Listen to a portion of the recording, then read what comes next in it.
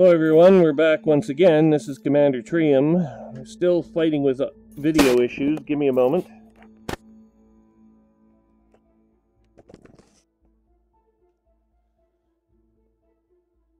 Okay. I think I've found, of course I said that yesterday, but I think I found the actual source in the inside of my VR headset, what is going wrong. There's a little piece of foam that is crossing over a sensor that is necessary to display the video inside the eyepieces, so we'll have to be careful. At any rate, when we last left our story, we were still at the same space station, and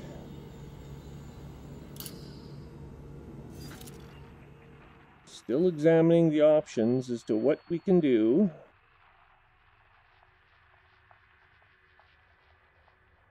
vis-a-vis trade.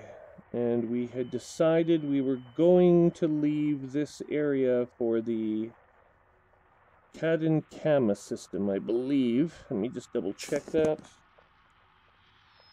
It is Kama system Pennington Hub, sorry.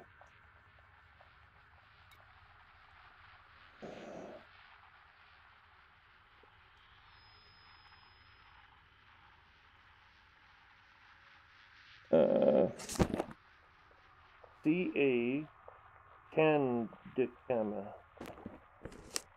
of course.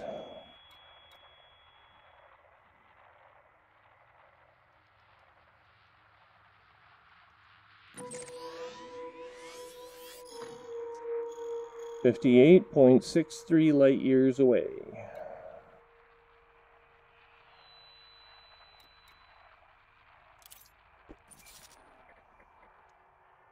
And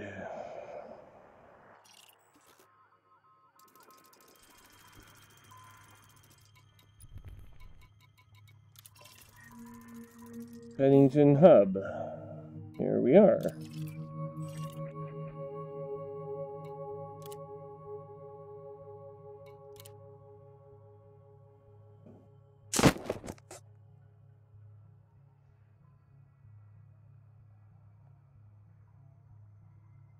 Imperial slaves to Garla.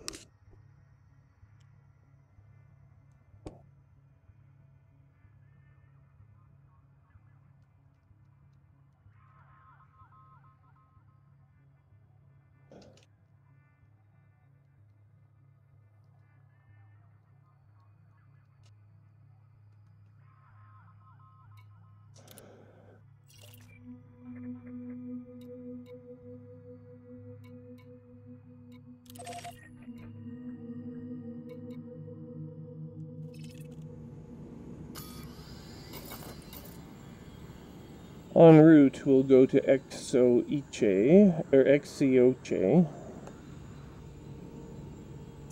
Once we sort out our video problem again here.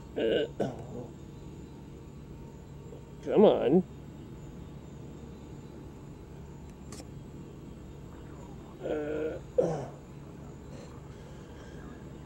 Okay.